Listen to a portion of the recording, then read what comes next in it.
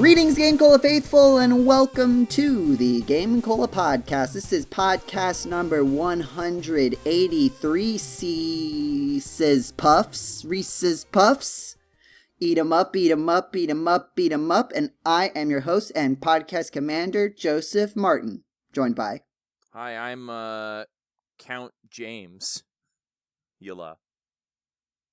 And I am Victor Von John Rizzi. Nice to be here.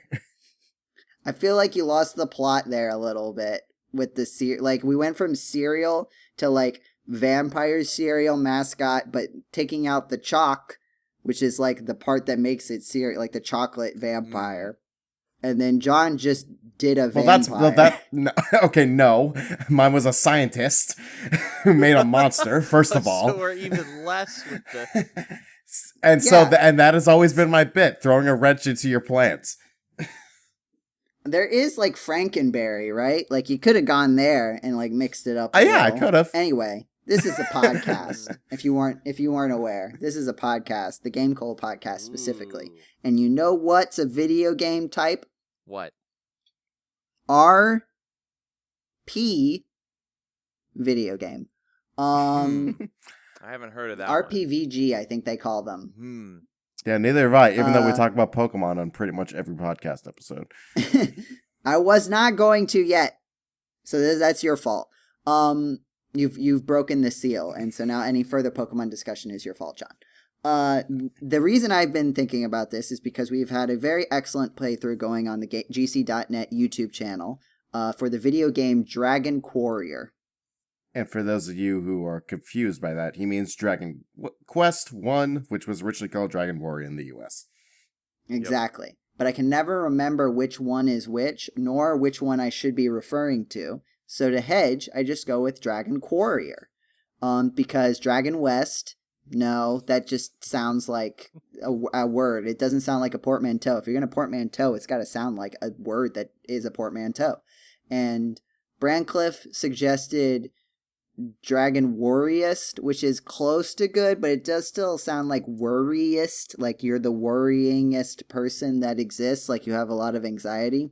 Quarrior works, and it also kind of sounds like a guy who fights rocks. I like Dragon West just because it sounds funny.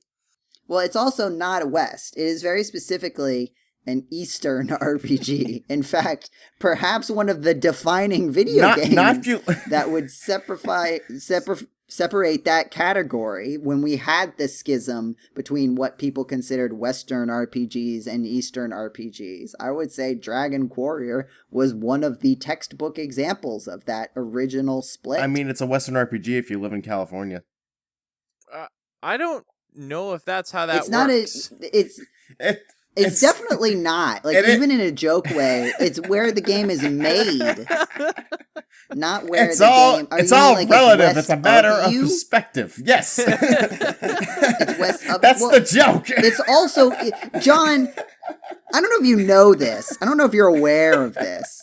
Two things. The first one I really hope you know is that the Earth is a sphere. Yes. That's why if I go, I live in California, so if I'm going west, I'm gonna hit Japan eventually. You were like, if that were the logic, then it would not matter that you were on the west coast of the United States, because the east coast of the United States, it is also closer to Japan via the westerly direction than the easterly one.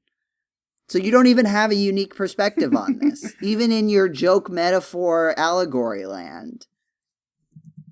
So you've really just messed it up on all fronts, to be honest, John. I'm very sorry to be the one to tell you this. I mean, that's a little debatable. What do you mean debate? It's not debatable how far away Japan is.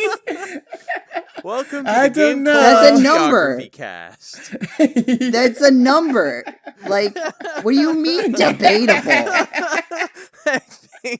I think very much it is an empirical fact. Next episode of the GameCola debate cast, which number is bigger, 10 or 12? John is going to be on the side of 10. Large language models can't always agree on this. I'm doing it for the bit. For God's sake, did someone replace John with a large language model and not tell me? Maybe it was a large language model the whole time, and now we're just now familiar with them, and so we can notice all the idiosyncrasies. Maybe. That we originally thought was just John's unique character as a person, but were actually signs that he was a computer brain. What do you have to say about that, John? I'm saying I was doing this for the bit, and you provided a really funny intro to the podcast, so thank you. Dragon Quarrior. Yes. I think you can make a very strong case that it is the defining schism point of what I believe was like the original RPG space, RPG video game space.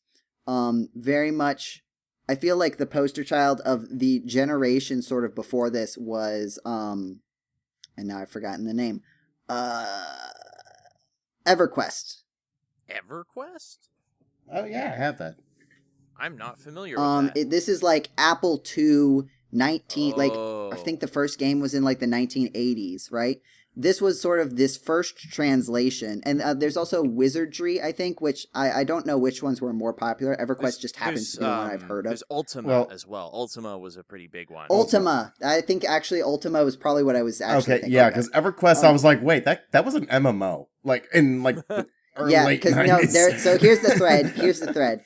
Ultima has Ultima Online, which was also part of the early MMOs. Mm-hmm. And so then I was like, it was something online. Oh, EverQuest Online. Those words sound okay together in my brain. And then I just went along with that. But no, Ultima was the one I was thinking of.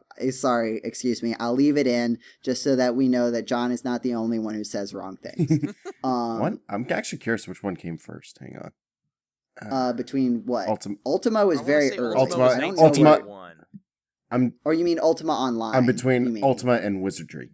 Oh, I think it's also kind of weird because I think they both include some games that like didn't have the same name. I made a chart. Okay, well, there's a chart. Technically, Ultima. I made a chart about this. Technically, Ultima started as an RPG on the Apple II in 1979 called Aklabeth. Mm-hmm. So that was the beginning of that.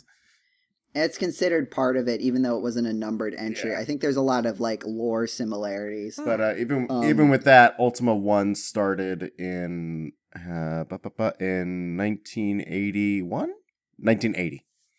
Yeah. Okay. Something like that. I think the release dates get a little weird because people didn't really keep track of that sort of thing as much.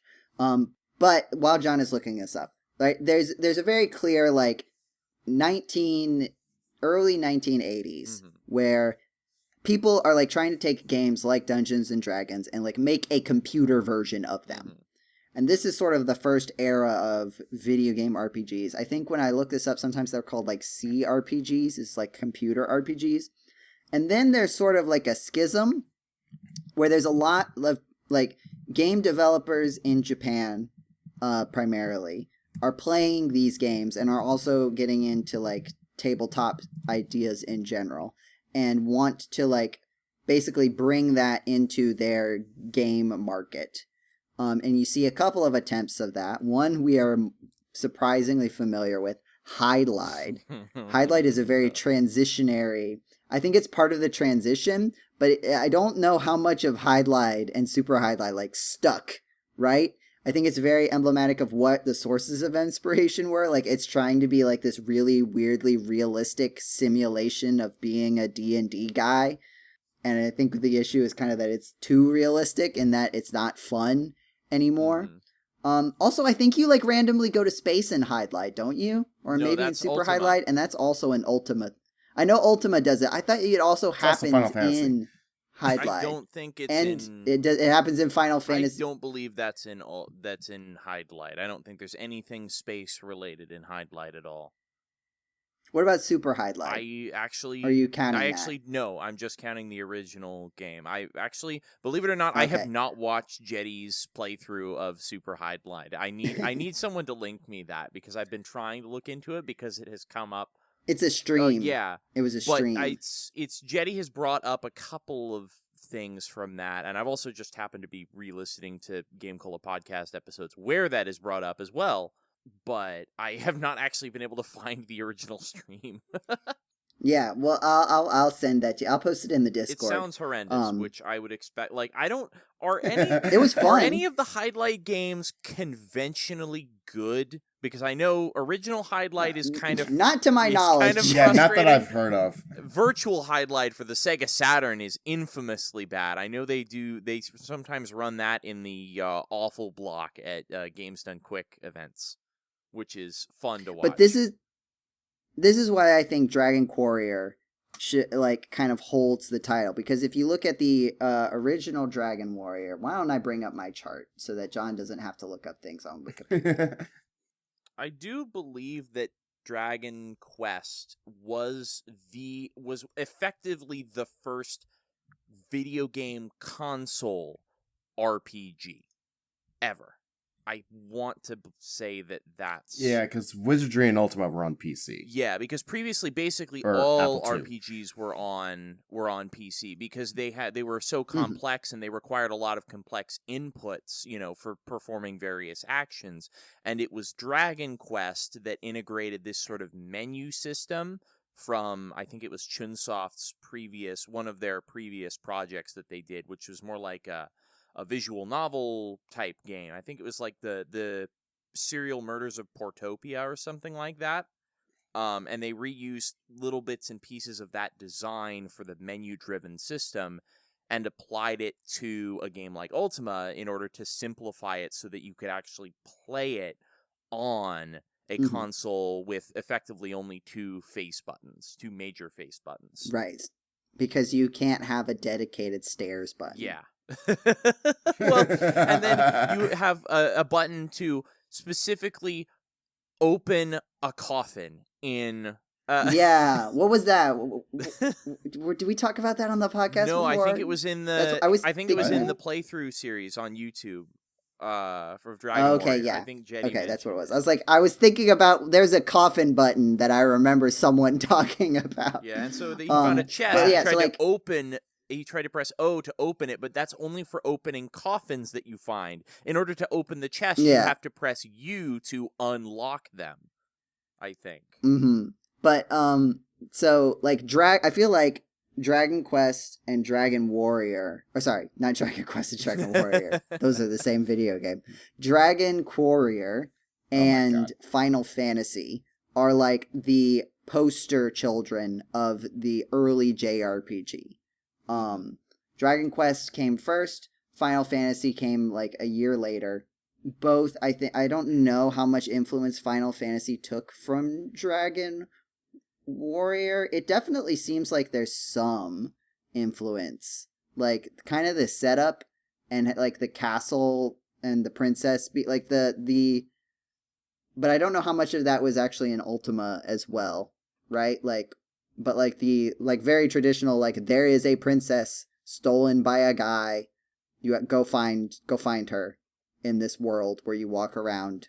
But then it's only by the 1990s that I feel I guess we get Crystallis, we get around the 1990s is when we get some of the iterations on the formula. And you kind of get traditional JRPGs, which are whatever Dragon Quarrior and Final Fantasy are doing is defined as traditional JRPG, is what it feels like. I don't know if that's true. And then you've got games that are doing other things, like Mother and Crystallis. Zork. And then later you get I don't know if that's... Then and then... you really, in the late 90s, you're getting all these cool ideas like Secret of Mana. That's more mid-90s. I guess more mid-90s, not late 90s. You got Secret of Mana, your Earthbound, Mother 2. You've got Chrono Trigger, and then Pokemon. Suddenly in 1996, downhill Pokemon, from and there. Everything changes. Everything's different. Everything changed. Dragon Quest immediately... as soon as they possibly can, makes their Pokemon spin-off, rip-off. the kind of thing that if it happened today, people would feel the way they feel about Pal World, I feel right? Imagine if... Wait, so Dragon Quest Monsters has guns? No, but like not exact. It's not a 1-to-1, but like this like brand new game, right? That does take some inspiration from Dragon Quest, to my understanding. This brand new game pops up from, at the time, my understanding is a pretty small studio, and like the biggest franchise in the genre is like, here's ours. Oops. I feel like that would probably be fairly well accepted. I don't know how well accepted it was, but that would absolutely not fly today, I feel like, right? I feel like people would be like, I can't believe you stole idea from essentially indie game. How could you? And well, I mean, that still technically happens, but like not with indie games, so like big budget games. But it's more like there was Nickelodeon Smash clone after Smash Ultimate. yeah, I guess I do. Maybe I'm being too harsh, right? Because now I'm thinking about like Stardew Valley came out, and then basically every mainstream farming series, oh my god, just became Stardew Valley. It was definitely a little but bit of also, coattail chasing, coattail riding there. But also, like Stardew Valley itself was like not that different in a lot of ways. Yeah. Like it wasn't like Pokemon was a lot more different from the traditional JRPG than Stardew Valley was from the traditional farming game. It was actually winnable. Like, for I one went back thing. and played the SNES Harvest Moon, and it's very similar. I will say, it's almost like, I feel like Stardew Valley is almost more of like a back to basics kind of vibe, where it tried to take some of the core ideas that had kind of gotten lost in the feature creep. Makes sense, because we know games. Harvest Moon wasn't going to be doing that. Which, speaking of feature creep, or unless, James, you had something you wanted to say. Oh, I was actually going to say, and even then, like, Pokemon's, like, I mean, it sort of combined various different gameplay elements in different ways than had been done before, to my knowledge, but, like, I have to bring up the fact that the original Megami Tensei on the Famicom was an RPG where you collect monsters and build a team of them to fight your enemies. The major difference there is that it was a first-person dungeon crawling RPG. And in the first game or two, the games didn't, like, the demons, I don't think, typically learned skills. They certainly didn't evolve, although you would fuse them together to make stronger demons, so that was kind of similar, but that went on up in from the late 80s to the early 90s before Pokemon did any of that. I think Pokemon just had that kind of gameplay in a top-down style, more reminiscent of Dragon Quarrior, Final Fantasy, etc. Right. So even then, it was not like Pokemon pioneered in most ways. They didn't pioneer the idea. There's also like very interesting questions of like who came up with the idea versus who popularized the idea, right? Like one of the things related to this was like sliding tile ice puzzles, right? Like you walk there, you're playing a game with a grid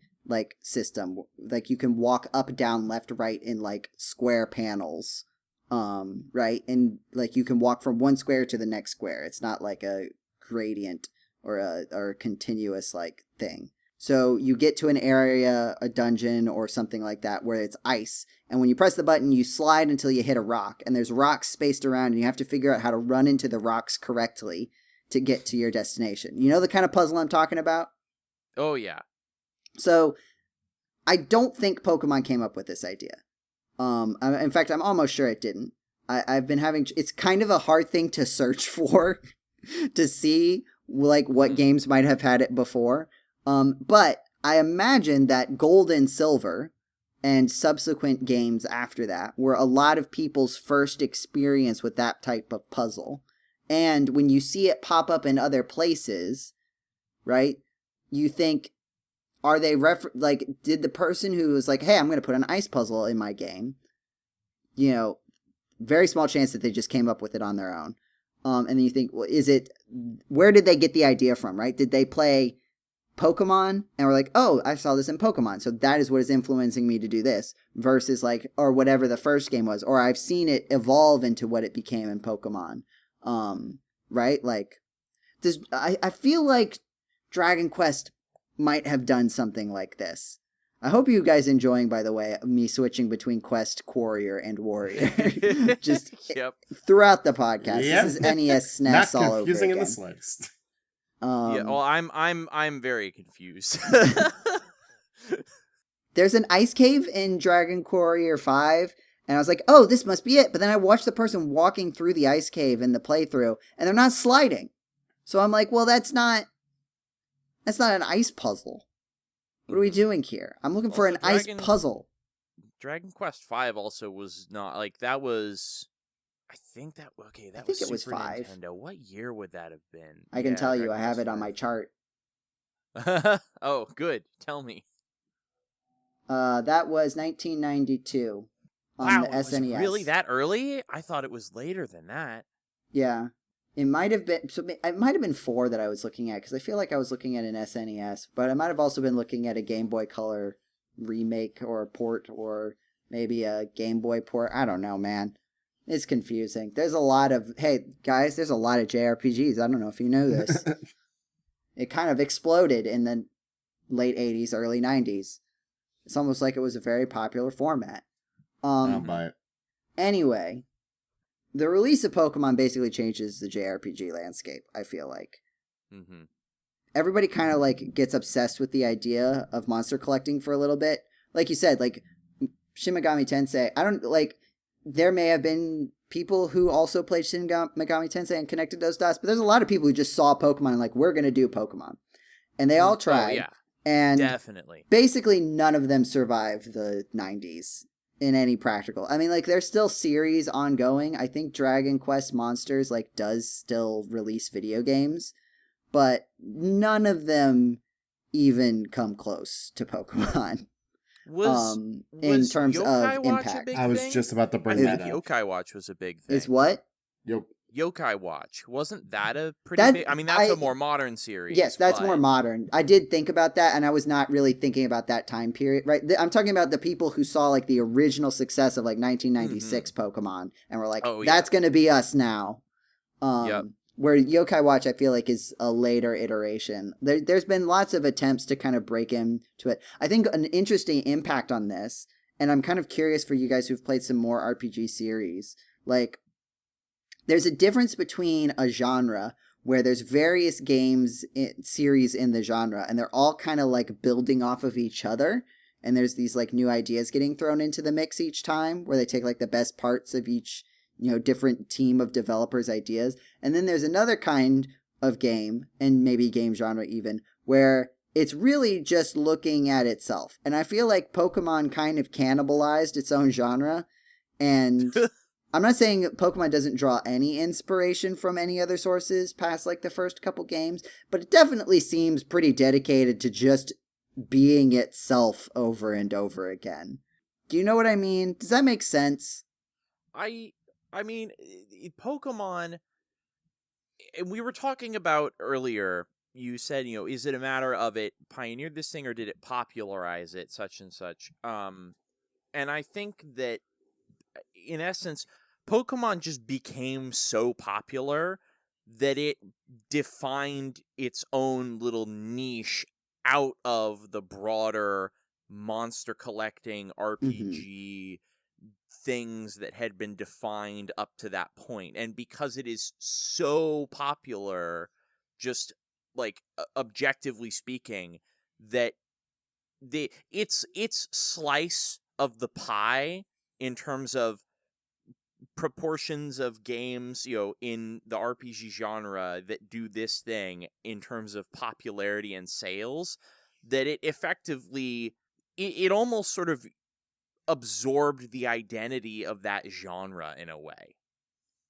Yeah, or subgenre, or whatever genre, whatever part of the genre existed before, like, was basically consumed by Pokemon. And maybe some individual series like Dragon Quest Monsters kind of kept their own through line up until modern times, but, like, it was just everything for that. And people tried to break in, and then we go through various periods of people. Like, I feel like we're in a new period of people trying to break in. Maybe they'll land it this time into the genre. I mean, we could spend all day talking about, like, both the luck and the craft of making Pokemon the largest media franchise in the world, or most profitable, or whatever metric people use to complain about why the video games aren't better. But I'm bringing it up. We're not going to get up to modern times. That would be the whole podcast. But we've gotten up to the part that I want to talk about, which is the specific video game that I've been playing. I'm selfish like that. So with all this RPG stuff blowing through my mind, making these charts and listening to the Dragon Quarrior playthrough on the GC.net YouTube channel, I decided, like, I'm going to play an RPG. I'm going to play a JRPG. And you know a JRPG I've heard that is supposed to be really good, that people seem to love a lot? Golden Sun. Not Highlight. Golden Sun, which was on Nintendo Switch Online. As far as I know, everybody loves this game. I was expecting you to say Crystallis again. All the time. Oh, not no. And so I picked it up, and it was it's been very interesting. I haven't finished it. It's been very interesting playing this alongside the Dragon Quarrior 1 playthrough, and seeing, like, what stuff lasted so long. Like, the overworld map, for example, like, where you can run into enemies on the overworld map, like, certain things are different, like the scale of it. It's very Mode 7, which I know it's a Game Boy game, or Game Boy Advance game, so it's not really Mode 7, but you know what I mean when I say that. But also, like, there's bridges over waterways that are basically the choke points that kind of section off the game, and there's, like, grass, and there's trees, and there's mountains you can't go over. They don't have hills, I don't think, as far as I can tell. Like Dragon Warrior 1. And that was, like, even just all that infrastructure was basically exactly the same. And, like, the way you go, like, you walk over a town, and you go, and that's how you go into the town, and you're basically hopping from town to town. Though it feels a lot more linear than the Dragon Quarrior, because, like, I feel like while you're watching you play Dragon Quarrior, you, like, start in, like, the central location, and then you kind of, like, it almost feels like you're spiraling out, right? Like, not literally, you're not walking spiraling out, but, like, each time you go out in one direction to a certain distance, and then go back to the, like, hub point, which is the starting castle, right, where you go to save, right. And also where you go if you die, and where the magic wings or return spell takes you back to. So, like, you're kind of, like, starting at a central location, you go in one direction a certain distance, and then go back. And then you go another direction, you go back, you go another direction. And then each time, you're, like, going in those different directions, but you go a little bit further in each of those directions each time. Does that track with your experience, James? Yeah, I would definitely say that it does. It's really just sort of, like, it's sort of you slowly expand your horizons in the sense of the areas that you're exploring. So you sort of work out, and you go to, oh, hey, let's just kind of explore this immediate area by the starting castle and town. And you see, oh, look, across these impassable mountains, there's a cave over there. I'll have to remember that. And then you find in the middle of a desert, which is prominent because it's the first instance of that sort of tile type that you see.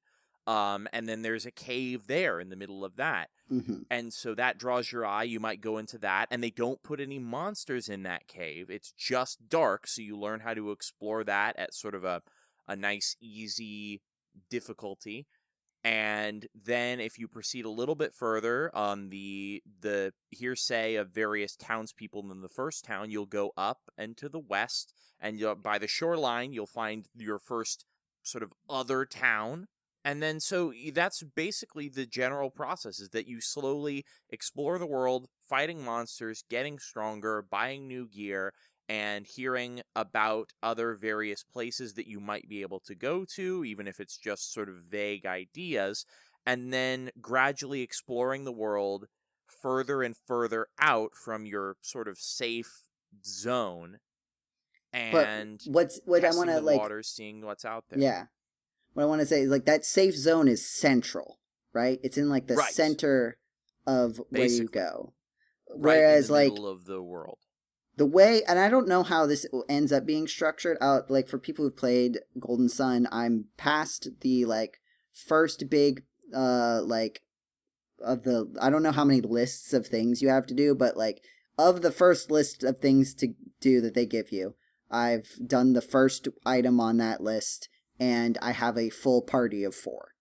I think that'll give a rough context, and I'm a little bit further past that, of where in the game I am.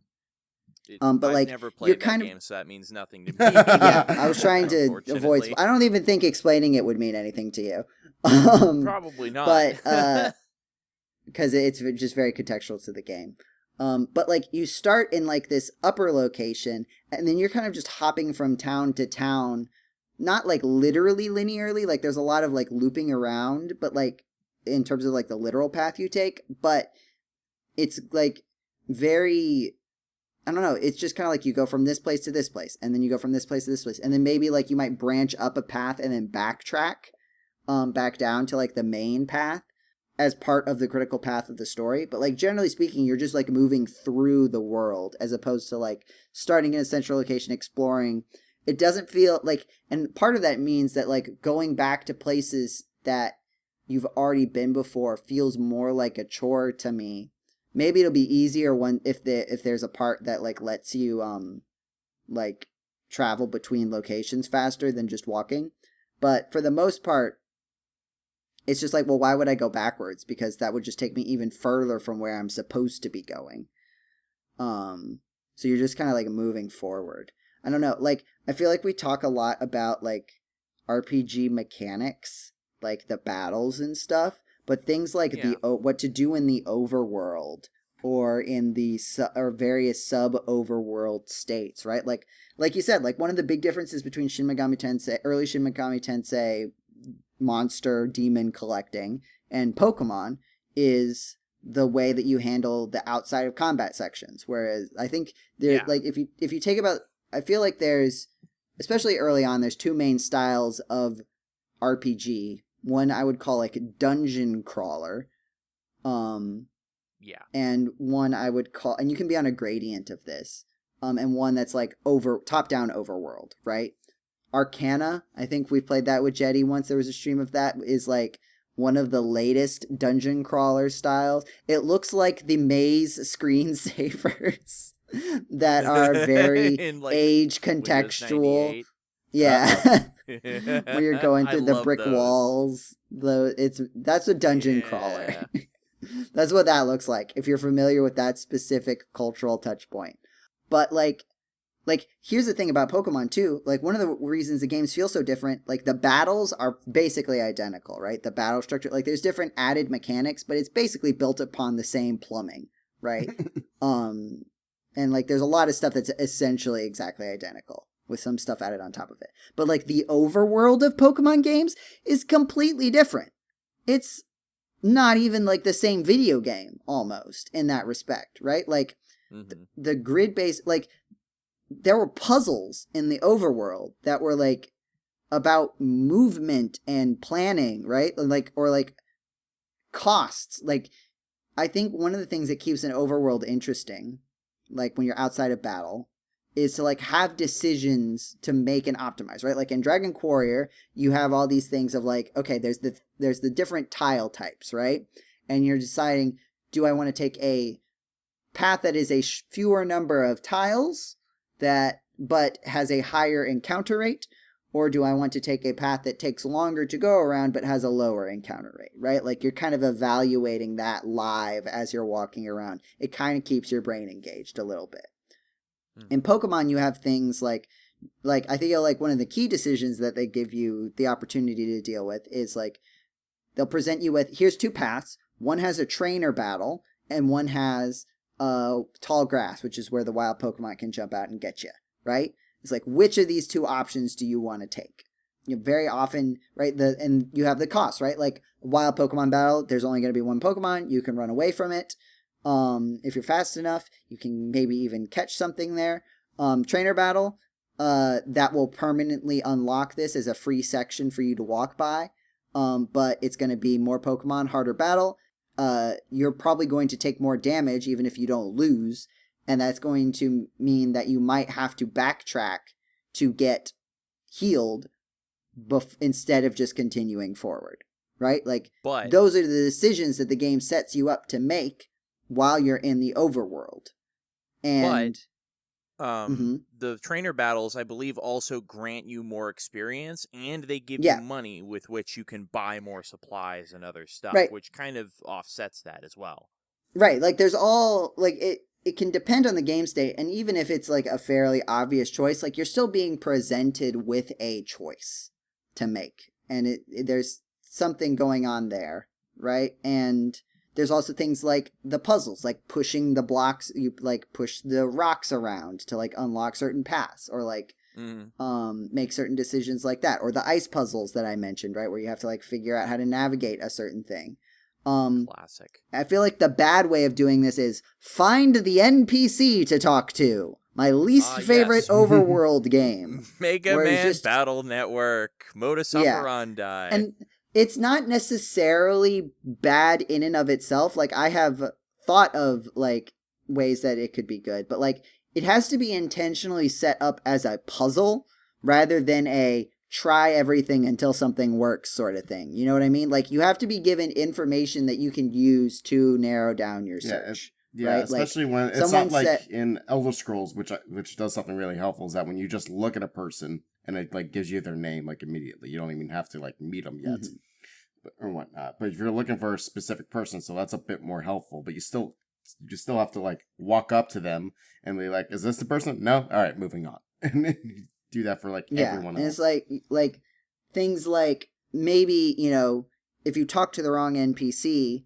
maybe you don't, you know, solve the puzzle or get the thing that you need immediately, but they'll give you at least some sort of clue on what you're supposed to do so that, you know, you can make a more informed decision. You feel like you gained something from talking to this NPC rather than just completely wasting your time. But now, I don't know, like, there's just, because of the new structure of Pokemon games, like, you don't really have puzzles like that, and they haven't put together enough to give you more of a Breath of the Wild sort of style thing, where there's a lot of creativity and physics involved, right? It still feels like it's just not solid enough. Like you can't just do a Breath of the Wild. Lots of people tried, but you can't just do a Breath of the Wild. One does not simply breathe in the wild. There we go. I was going to say breathe wildly. Real quick, Joe, you know, that it just occurred to me. I mean, I will say I haven't tried playing Pokemon Scarlet or Violet, but I did buy Pokemon Sword. I forget if it was Pokemon Sword or Pokemon Shield, but I tried playing that game and I put it down pretty quickly.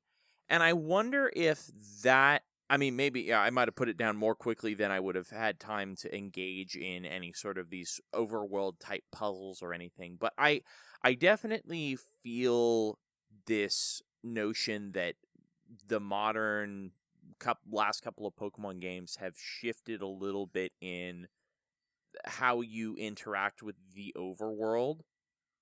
And I wonder if maybe that contributed to my feeling like, oh, I don't really know if I'm liking these as much.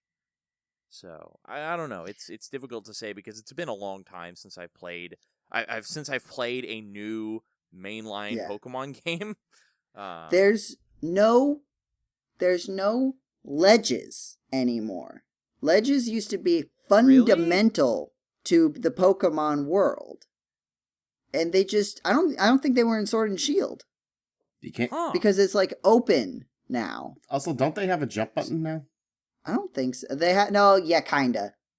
You ride a Pokemon that has a jump button. That would break the ledges because the ledges only worked if you can't jump or climb over any small obstacle. Right.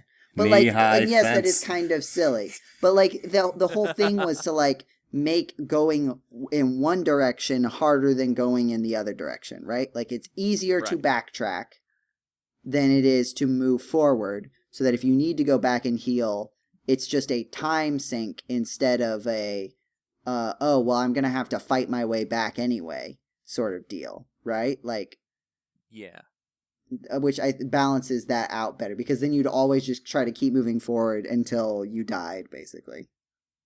And that's probably going to be less fun than kind of giving you the opportunity to spend a little extra time, but not have to worry as much about like losing, quote unquote. Right? Like that was a fundamental thing, and it's just gone now.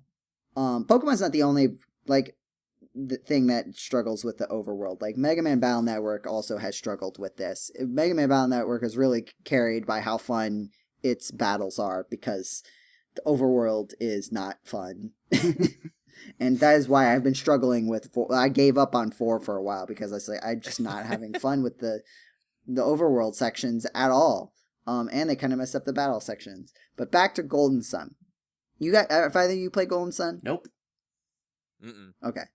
So everybody does magic. The Golden Sun feels like it took the base, and maybe it is an iteration of everybody else doing it, because right now I'm comparing it to the first Dragon Quarrior game. But there's so many extra systems, and it's a difference of breadth versus depth to me. And that's something I really appreciated watching Dragon Quarrior 1, is that like you have fight, use magic to do damage, use magic to potentially, you've got sleep, which is like cost benefit. They might not be able to attack you, but if you miss, you've basically wasted a turn and some magic. And heal yourself, right? There's no elements. It's only one guy. And the decisions are kind of like basically just the range of different ways you can engage with the battle. As opposed to 50 different options that all do roughly the same amount of damage. Like, that differ by 1... Like, what's the difference between the fire spell that costs 6 MP and hits the same number of enemies than this fire spell as the fire spell that costs 7 MP? Like, a little bit bigger numbers. Sometimes even the one with lower, because it's a later spell that you learn, it's a lower MP cost and does more damage. And then it's like, well, then why do I even still... Like, that's not... You've just given me a stronger attack, but you're not giving me a new way to engage with the game. And then there's this whole system with the little magic djinn guys that you get, that if you swap them around, it completely changes your abilities, and there's like no intuition on how it works. They tried to explain it to me. It just changes things, and I have it just like completely messes up everything. Like if you leave the defaults, it's like this guy has the earth attacks, this guy has the fire attacks, this guy has the wind attacks, and this guy has the water attacks. And then you switch the little djinn guys around, it's like nobody gets anything. It's all wacky stuff that doesn't do damage anymore. Or it doesn't you can't get all the elements of all the people. I found one way to make it work, but it was a lot of trial and error of just bouncing around menus trying to get something to work. And it would tell you before you switched it, but like I had no idea what, like sometimes having, like if you had a fire guy and an earth guy on your fire like player character, you would think that you would get both fire and earth abilities. But no, you just get the earth abilities. Oh. Why? And you have to remove the earth abilities to get your fire abilities back. And it's like, what's happening here? And like, I don't like that. And so like I think I switched like the earth and fire ones from the intro ones that you get, and that seemed to give like each of them one fire attack and one earth attack. And I was like, okay, cool, some versatility. Nothing else that I tried worked. No. So like, and I'm doing all of this, and it's like, is this even really affecting that much about how I'm playing the game? Because the difference between like everything has super effective attacks and not a very effective attacks also. But then like for the most part, like a lot of the characters really are good at one thing. Like two guys really are good at using sword, and then 2 people are good at using magic. And it's like, well, even when it's not very effective, like the key magic guy, his best thing is pretty much always to use like a magic attack that hits a few enemies. And there's not really a lot of strategy there. This is what I mean by like breadth but not depth, right? I pulled my hands apart and then I lowered them down when I said those 2 things. You can't see what I'm doing, but you get the idea.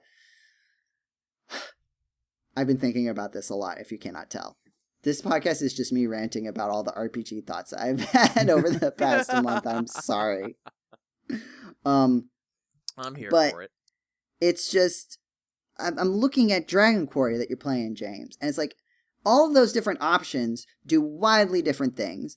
And even if like the vast majority of the time you're really just deciding like, do I hit this guy or do I heal myself? And do I heal myself, with this replenishable by healing magic, or do I use something that I will have to purchase again with the herbs, right? Like there's little decisions there, but they all feel like they have different implications, and it feels pared down. And like I'm thinking about this, like I don't even know if I like elemental systems anymore, unless they're like Pokemon, where it's like really wide and it's not so stringently like you have a fire, earth, wind, and water guy. And maybe that will change later in the games, but right now that's what I have. And it's kind of like, okay, so use the attack that the enemy is weak to. I will say, some credit to Golden Sun. This is also eating into my games that I've been playing in recent times, so don't worry about that. The battle, first of all, the like presentation of the battle is super cool. It's like the Mode 7-est of Mode 7 styles. Like everything is like 2D sprites, but they like move it around to like and mesh it around to like change the camera angle. So like the sprites don't really change that much, but like they kind of like scroll the background in a sort of 3D way, and they'll like shift make the sprites grow and shrink a little bit to like, and all of the attacks have these like really big bombastic things. And it is interesting that you usually have like a lot of enemies, and you have like some magic attacks that only attack one enemy but do more damage, some that attack multiple enemies and they do the most damage to the central one, and some that attack like basically all the enemies in front of you, with like a sort of spread. Like the further away from the center, the less damage it does. And so there is some decision making involved there, and like where do you put your central attack? Do you use a single one? Like that general idea is good and does feel like it's offering me depth. It's just like the various stuff, like that is the first layer of depth, and then doesn't feel like there's anything else above that really for the most part. That's sort of where I'm at right now. And what I would say is the thing that I find most prominent about Dragon Warrior is that obviously, since it is basically the first of its kind, and certainly the first of its series, that it's simplistic, and that there's a refreshing quality to find a game that is so bare bones basics. Not to say that it's bare bones in terms of like, it's not bare bones in a bad way. It's this game is just fundamentals, because it was their first time doing something like this. And so there's only one kind of damaging spell. There are no elements, like you kind of brought up. There is obviously a spell you get much later in the game, which is more powerful, but it is, again, it's basically just a more powerful variant of this spell, which is hurt. And so your decision making, you don't have, like, the wide variety of situations that can arise in battle are merely a result of just the little intricacies of the difference in situation when you go into it. You go into it with a different amount of HP and MP every time. You're fighting a different enemy in a different place.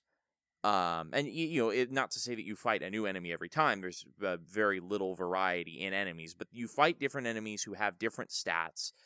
And so the variety that you have in gameplay is sort of just, it's restrained, but it's still there because the systems are simple and the complexity arises from sort of the entropy of the situation, if that makes sense. So they really stuck to a minimum of what complexity are we specifically trying to add through gameplay mechanics, and what complexity is just there that we are embracing that will just happen naturally. And I feel like sometimes it can be nice to have an RPG that doesn't get so focused on having a bunch of different things you can do, and that trying to have trying to make combat more interesting by adding more options can be there can be pitfalls in that approach. You can do it right, you can do it wrong, and there's a very, very fine line, kind of a gray line, even a gradient, between what is a good way of doing it and what isn't. Because in another Dragon Quest game, one of my favorites, Dragon Quest VIII, there is a larger variety of spells, but some of them really don't feel all that useful. You get single target fire attack. There's a specific fire spell, which is single target only. Then you get a fire spell that hits a group of enemies.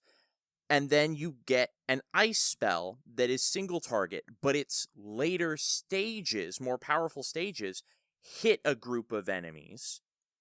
So that's a little bit weird. And then you have a wind spell that only hits a group of enemies, but generally seems to be the weakest spell of the bunch, but it's also not used by typical spellcasters. It's used by your healer. And then you have lightning spells, which typically hit, which the lowest damaging form hits all enemies in the combat, and the slightly higher damaging spell only hits a group. And it's like, I love that game, but and there are specific situations where you would use each of those spells. However, the lines between those are not, you have so many options that the defining line between when should I do X versus Y versus Z becomes less clear. Yeah. And I think that's the risk that you brush up against. And this happens a lot so far in Golden Sun. Like, that very specifically, like, I don't really know what the best, like, not even what the best decision is, but, like, what the implications of, like, there's this spell that hits 3 enemies, and there's 2 spells that hit 3 enemies. They're the same element, and one is 8 MP and one is 7 MP. And I'm not even sure they do different amounts of damage. I can't even tell. Maybe if I sat down and, like, did experiments, I could figure it out. I feel like it should tell you, like, how much, if you're going to have that many things, like, in Dragon Quarrior, it makes more sense because you have, like, limited things to try. You can just sort of see it experientially. But, like, if you're going to have so many different options, you need to tell me, like, what they do. Because it's going to take too much time to test every single one of them and compare them against each other. The other thing that Golden Sun does that I think I need more data to see how I fully feel about their implementation of it. But they have overworld magic. So you can use your spells in the overworld. One of the consequences of this is that they make your magic regenerate in the overworld. So you can kind of just spam magic in battles all you want.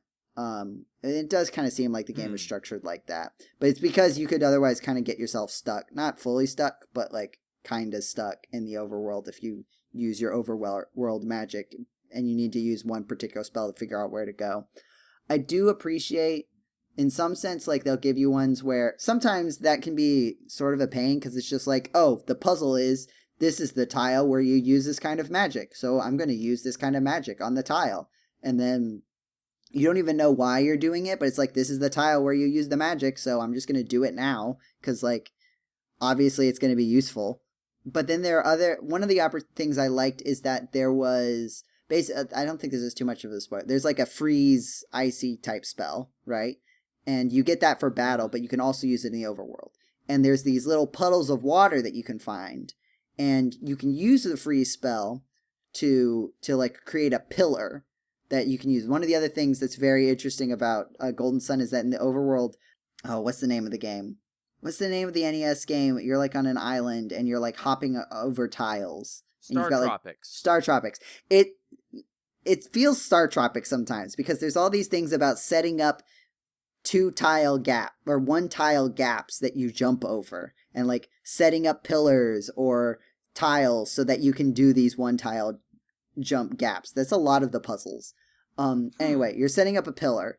But, like, the way that they structure it is first you see it when you can't do anything with them. They introduce it, and then you go back through the area with the spell that can do something about it, but they don't, like, explicitly tell you that you can do that. And then later, there is a section where you see an enemy use the freeze spell to create a pillar, where they teach you that you can do it.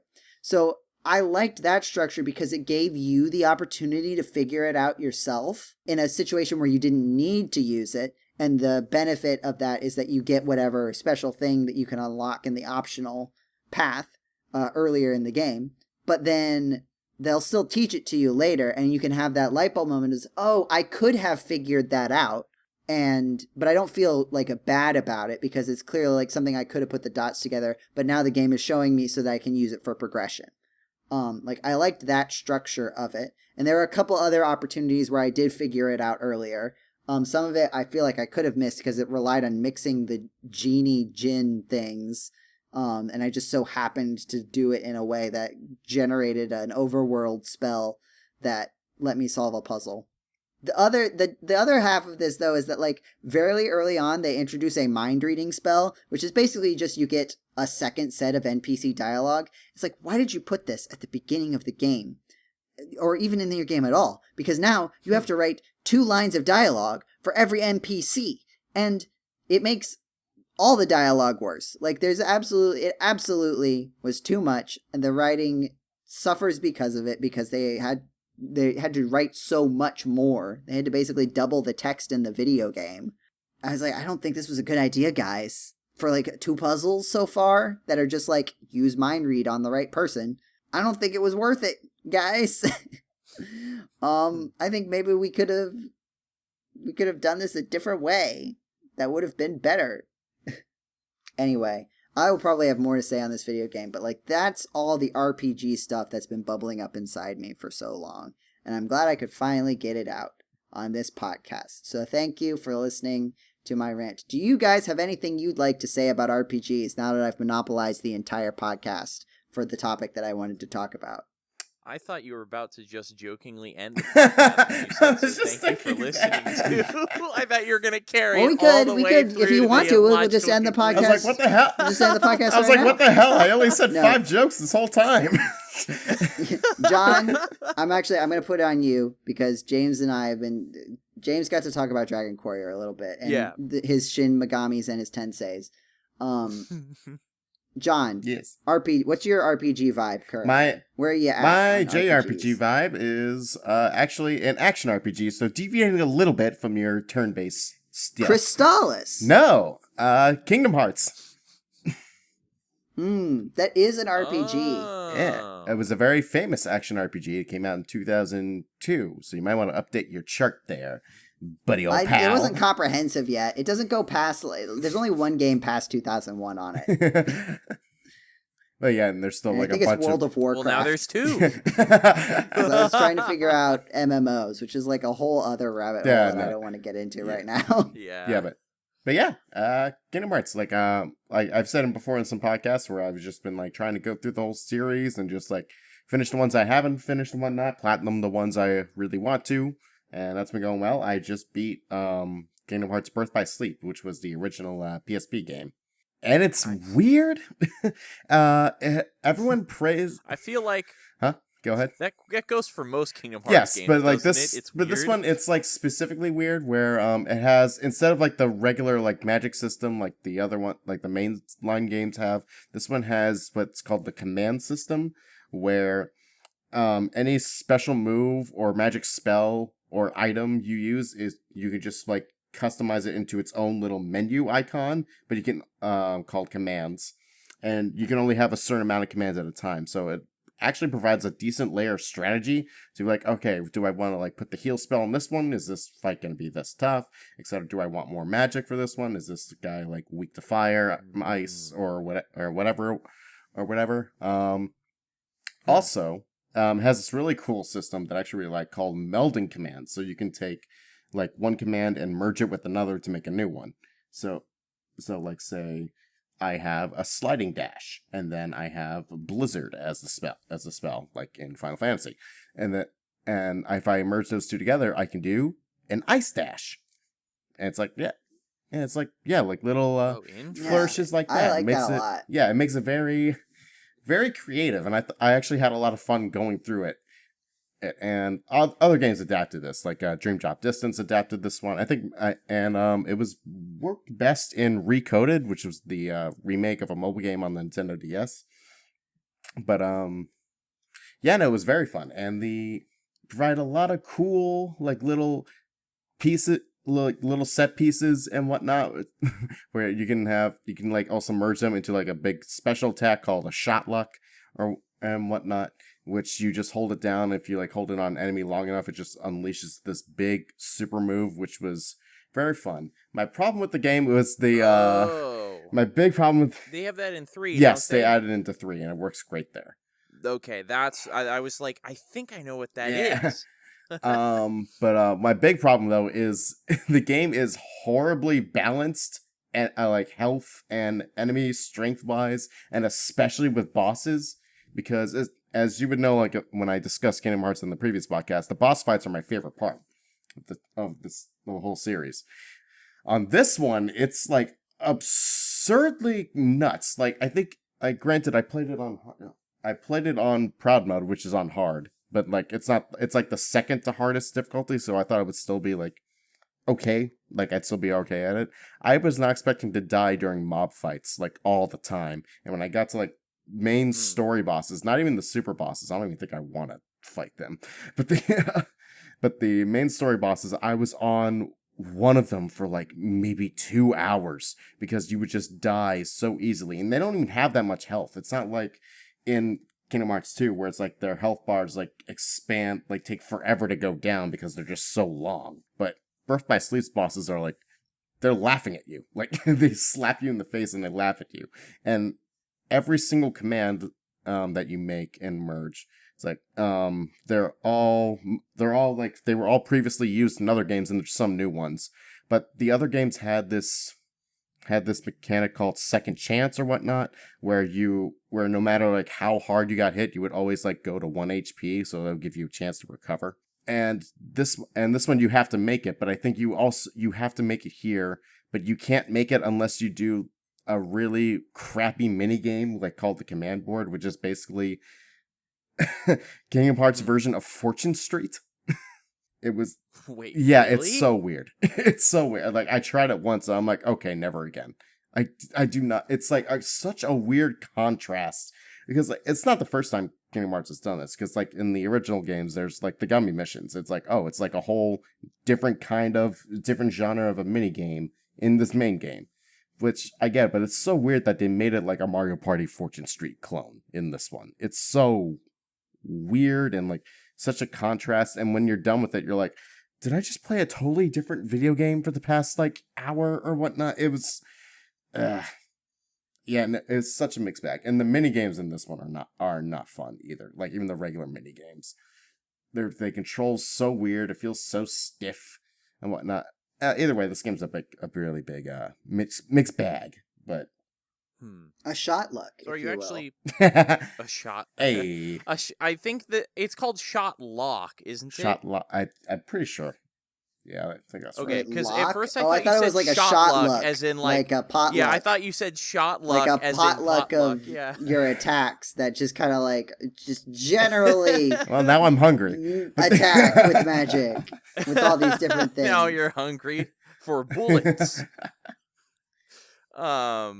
So you said this was on PSP. Are you playing it on Yes. PSP, or are you playing like one of the HD versions? I'm playing the HD version because I sold my PSP long ago. Okay.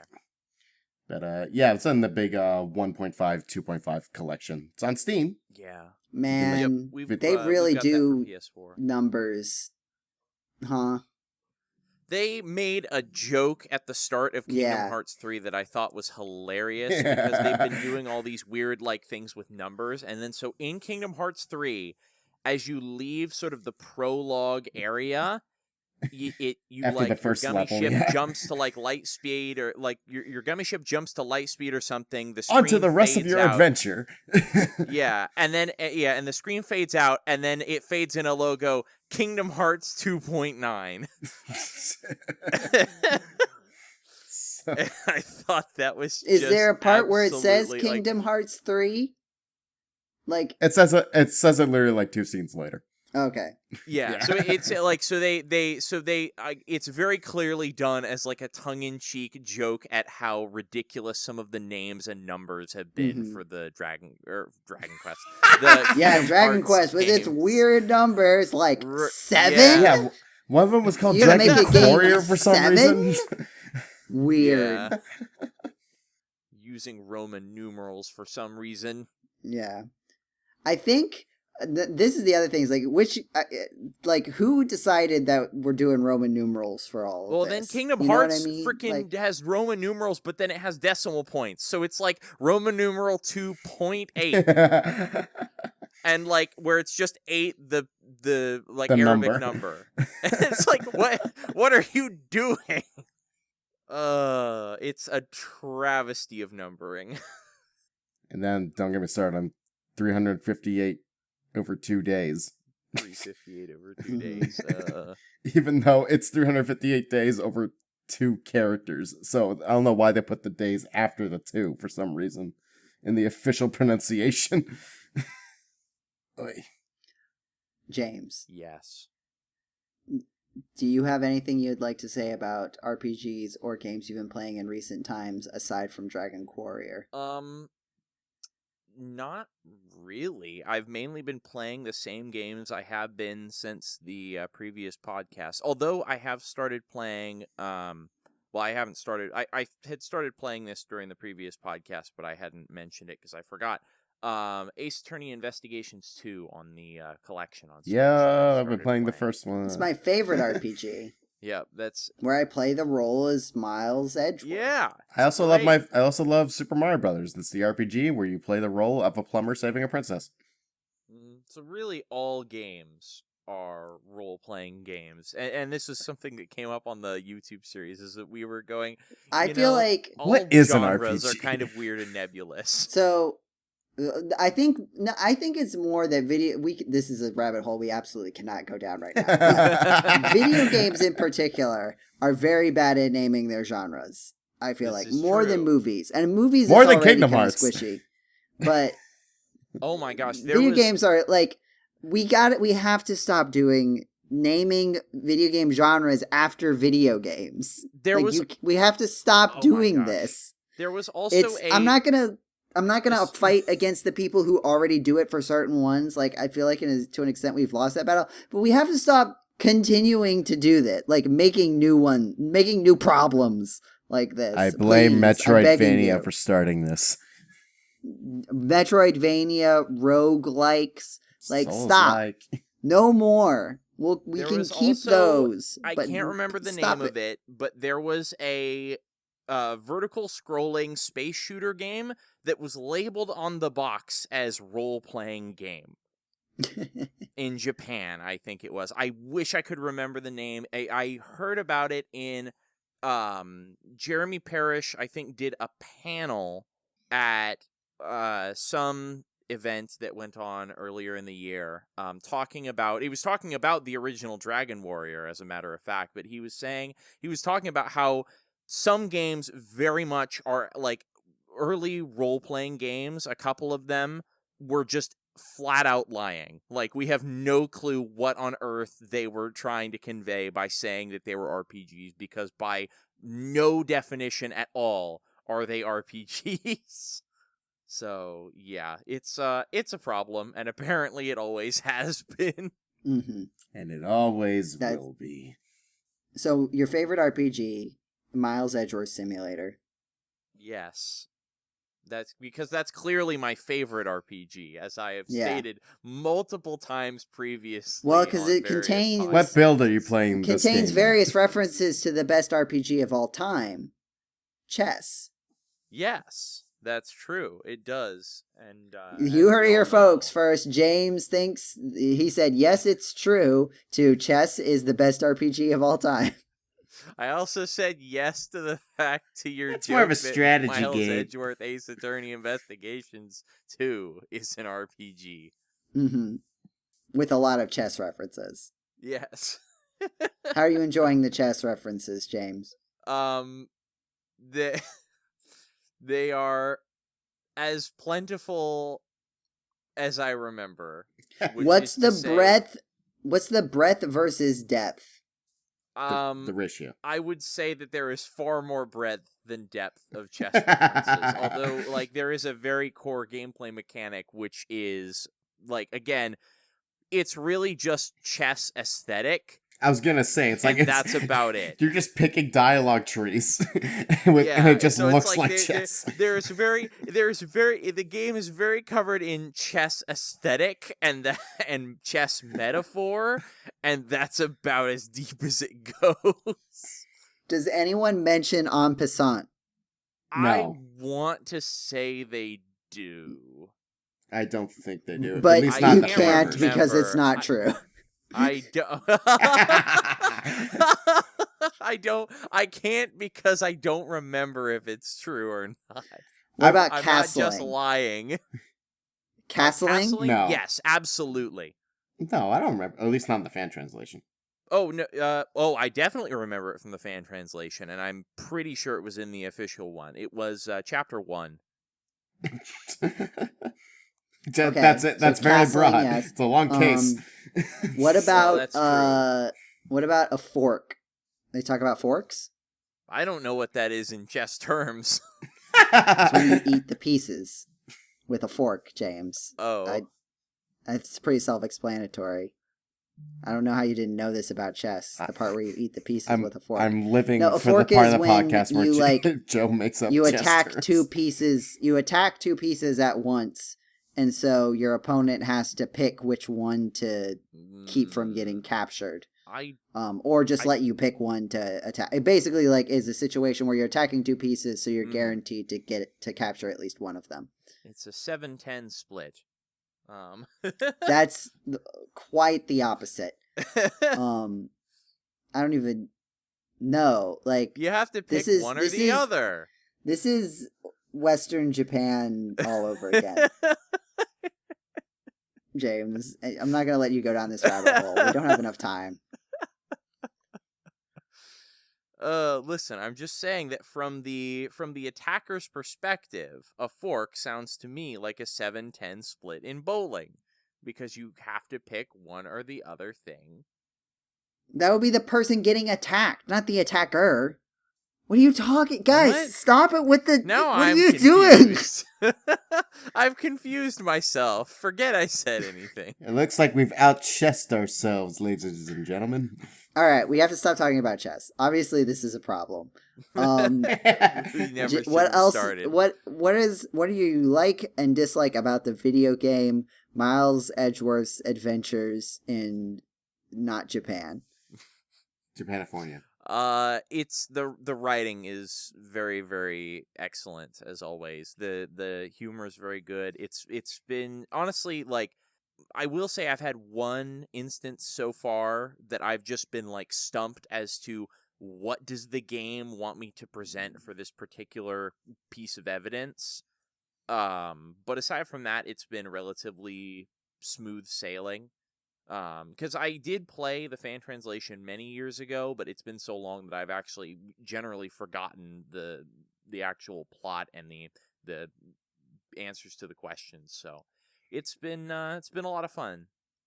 How do you feel about the translations, like the original popular fan translation and the new official translation?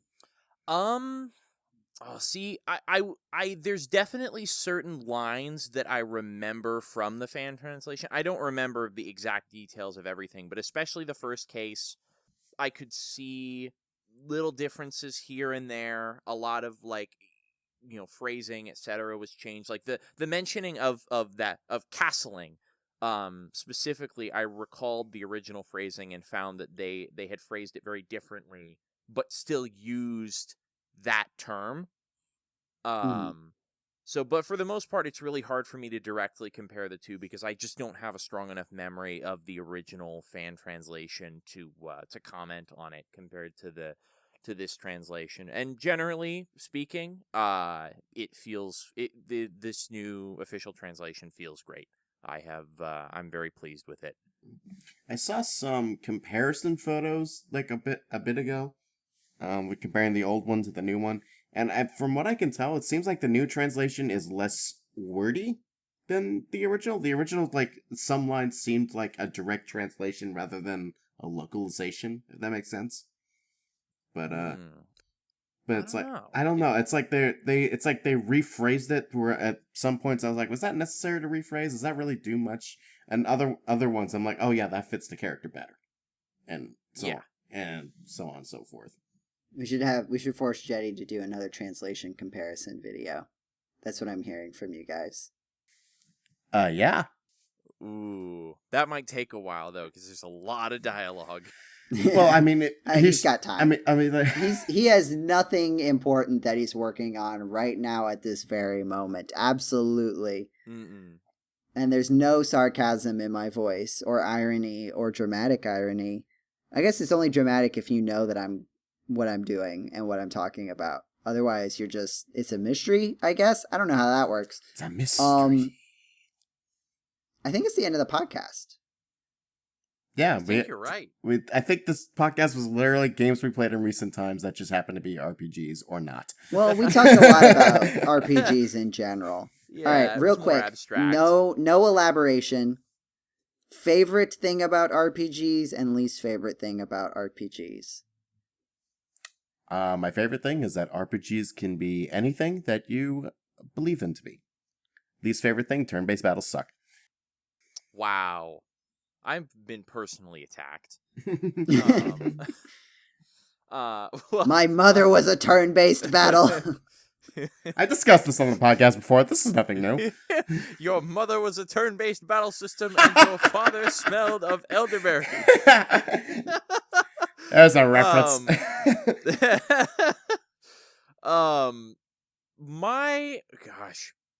What is my favorite thing about RPGs? This was actually asked on the in the video series. Yeah. And I don't think I had a great answer to it.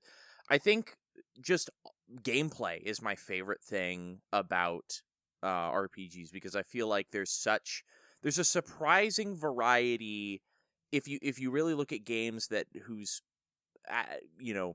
battle systems or details of their battle system are more out there, more creative.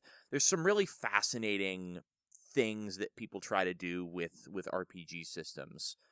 And I'd say my least favorite is the fact that you can't erase your memory and replay some of these RPGs, because sometimes the story and the gameplay... you can't. This is like my greatest weakness is that I care too much, or my greatest weakness is that I work too hard. You can't be like the worst thing about RPGs is that I don't get to do all the good parts whenever I want. All right. My least favorite thing about RPGs is how long they take to complete a lot of the time, because that is a huge time investment.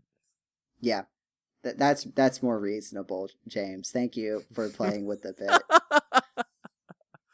My favorite thing about RPGs is number go up, and my least favorite part of RPGs is where do I go?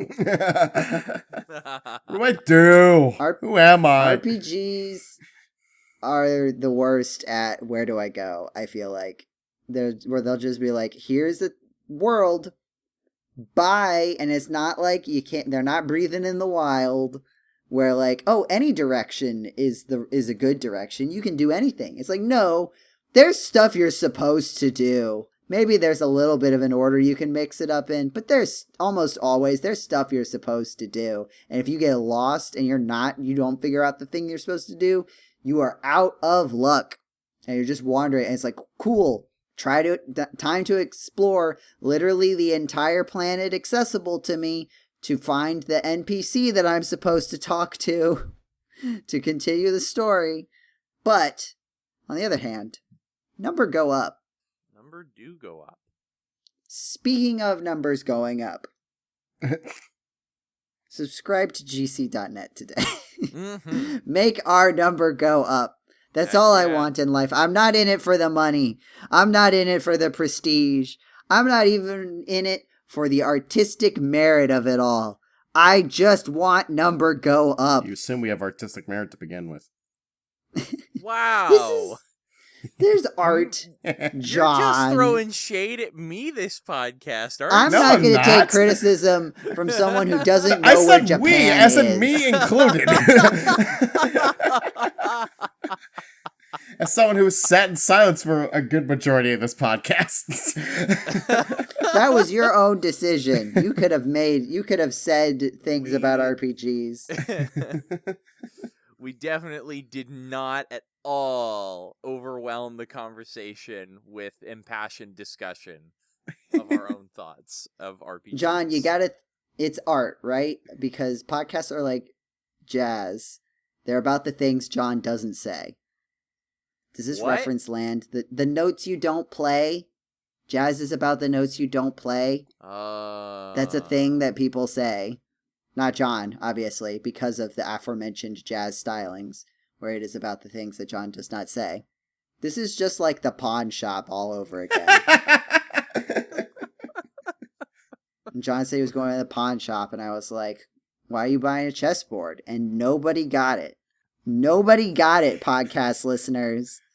And by nobody, I mean those two people didn't get it. That was before chess was on any of our minds.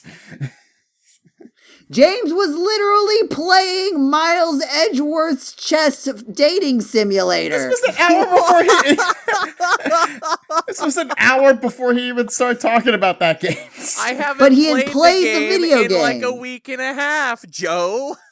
Yeah, but you don't... Oh, I'm sorry. I forgot that we all forget everything we know about chess if we don't experience it every 7 days. Yeah, it's like you've never played chess before. This is why John doesn't know where Japan is, because it's been over a week since he's been there. I know it's west of California, damn it. You really need to watch more of the Dragon Warrior playthrough, because you can hear how clearly, like, all three of us, myself, Jetty, and Nathaniel, when we start new episodes, we're like, we have no idea what we did in the previous episode, even if that episode had been recorded the previous day. Oh, we're like that with Danganronpa as well. Our memories are terrible. I'm certain there's like at least 10 episodes of Danganronpa where you and I are just like, okay, what the hell were we doing? At least like probably more like 10 episodes per game. Speaking of episodes, go check out some other episodes. We already did like a subscribe to the YouTube channel. Do it again. Went on a tangent. We'll get double the increase in subscribers. Go watch all the videos. Go watch Dragon Quarrior. Go watch the new Resident Evil that was released in honor of Halloween. Do all that. Subscribe to GCDotNet, the letter G, the letter C, the word dot, the word net. There's also our actual internet website, GameCola.net, where you can see articles. It is not dead anymore, despite... You said it was dead on the video series, James, and it was back by the time that video came out. Only so you gotta because watch it. Jetty changed the web host, which was not originally planned. Like, I was talking with him about this privately. I was like, hey, I'm curious what the situation is, and that was just something he decided to do. But originally, he had stated just prior that it was expected to be offline for the rest of the month. So I'd like to defend myself there. Yep. And it's no Japan, so don't worry about it. Yeah. So you can go look at that. You can subscribe to the podcast on iTunes or Spotify, wherever you get your podcasts, or watch them on the YouTube channel. Maybe you're listening in one of those modes and realize, actually, I would prefer this other way of listening to the podcast. Well, we're probably on that way, unless you want to listen to it on Twitter, which we do not have anymore, so don't go there. Discord. You can email us at podcast@gamecola.net. You can find the Discord linked in the episode description and on the website. You can find a link there. I will post something. I said I was going to post something on Discord. I forgot what it was, but when I listen back to the podcast, I'll remember and I'll post it. And I think those are the main things. Go watch Dragon Quarrior. Do it. What is it? What is the series actually called on YouTube? Is it Warrior or Quest? GameCola Plays Dragon Warrior. Dragon Warrior. Okay. And then NES in parentheses, I think. Mm-hmm. So go find that if you haven't been following it. It's really interesting. You got Jetty, you got Nathaniel, you got James. 2 J's and an N. What a pairing, tripling? Trio. But it's not called it's not called a pair. It's called a pairing. Trioing. A group. No, that could be more than 3. Again, Maybe I think even less than trio 3. is really the... Mathematically, a group could be... be 0. If we want to get technical about it. Is it a mathematical set, then? Like, can... I think so. Anyway, our set, this musical performance is over. Our set of the GameCola podcast. We've mixed our metaphors into a wonderful shot luck. All of the jokes have merged together into one. Have a great time in Japan, everyone, I guess. I don't know. I've lost the plot. Goodbye. Thank you for listening. Have a wonderful time wherever it is, whenever it is you're listening to the podcast, including Japan, in whichever direction you like to get there. Go play some chess after you subscribe to all the GameCola stuff. Goodbye. Sayonara. Later.